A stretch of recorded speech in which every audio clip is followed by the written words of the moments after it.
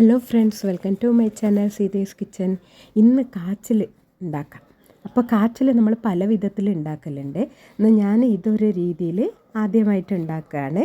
അപ്പോൾ ഇത് കാച്ചിൽ ചെറുങ്ങനെ അരിഞ്ഞ് കഴുകി വൃത്തിയാക്കിയിട്ട് കുക്കറിലിട്ട് വെച്ചിട്ടുണ്ട്. അതിന് വേണ്ടുന്ന ഇൻഗ്രീഡിയൻസാണ് പച്ചമുളകും വെളുത്തുള്ളിയും, പിന്നെ അതിലേക്ക് ഞാൻ ഉപയോഗിക്കുന്നതാണ് മഞ്ഞൾപ്പൊടി ഇടും, കുറച്ച് തേങ്ങയും ഇട്ട് കൊടുക്കും. ഇത് നമ്മൾ കപ്പയ്ക്കെല്ലാം ഒതുക്കിയെടുക്കുമല്ലോ, ആ രീതിയിലൊന്ന് ഒതുക്കിയെടുക്കുക. അപ്പോൾ ഇതെങ്ങനെ ടേസ്റ്റ് ഉണ്ടാവും നോക്കാം. അപ്പോൾ അതിന് വേണ്ടിയിട്ടാണ് ഇങ്ങനെ ഉണ്ടാക്കുന്നത്. അപ്പോൾ ഒതുക്കി ഞാൻ ആ കുക്കറിലേക്ക് തന്നെ ഒഴിച്ചിട്ടുണ്ട്. ആവശ്യത്തിന് വെള്ളം നമുക്കതൊന്ന് ഒഴിച്ച് കൊടുക്കാം. ആവശ്യത്തിന് വെള്ളം ഒഴിച്ച് കൊടുത്തിട്ട് നമ്മൾ അത് ആവശ്യത്തിന് ഉപ്പ് ഇട്ട് കൊടുക്കണ്ടേ. അപ്പോൾ ഉപ്പ് ഇട്ട് കൊടുക്കാം.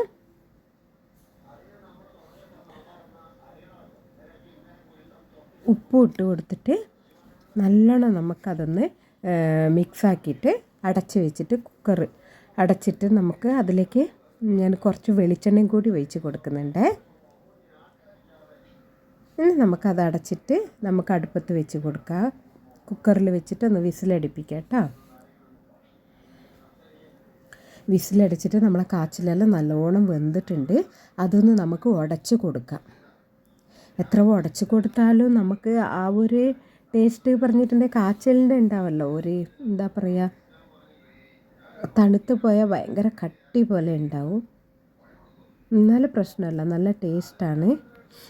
അപ്പോൾ ഇതിന് നമ്മൾ ആദ്യം വലിയ കഷ്ണങ്ങളായി വേവിച്ചിട്ട് അതിലേക്ക് കുറച്ച് വെളിച്ചെണ്ണ ഒഴിച്ച് കൊടുത്തിട്ടുണ്ട്. വലിയ കഷ്ണങ്ങളായിട്ട് വേവിച്ചിട്ട് അതിലേക്ക് തേങ്ങയും പഞ്ചസാരയും എള്ളില്ലേ, കറുത്ത എള്ള് അല്ലെങ്കിൽ വെള്ള എള്ളായാലും സാരമില്ല, അത് വറുത്തതും ഇട്ടിട്ട് തിന്നുമായിരുന്നു. നല്ല സൂപ്പർ ടേസ്റ്റാണ്. ഞാനിപ്പോൾ ഇത് ഇങ്ങനെ ഉണ്ടാക്കി. അതെല്ലാം നമ്മൾ കണ്ടില്ലേ, കപ്പ പുഴുക്ക് ഉണ്ടാക്കുന്ന പോലെ അതെല്ലാം നല്ലോണം മിക്സാക്കി ഉടച്ചു. നമ്മളെ കാച്ചിൽ ഇവിടെ റെഡി ആയിട്ടുണ്ട്. അപ്പോൾ ഞാൻ അച്ചാറാണ് എടുത്തത്. അപ്പോൾ അച്ചാർ മുക്കിത്തൊന്ന് നോക്കാം. നല്ല ടേസ്റ്റ് ഉണ്ട്. ചൂടോടെ തിന്നാൻ വേണ്ടിയിട്ട് എല്ലാവരും ഉണ്ടാക്കി നോക്കണം. വീഡിയോ ഇഷ്ടപ്പെട്ടാൽ ലൈക്ക് ചെയ്യാനും സബ്സ്ക്രൈബ് ചെയ്യാനും മറക്കരുത് ഫ്രണ്ട്സ്. Thank you.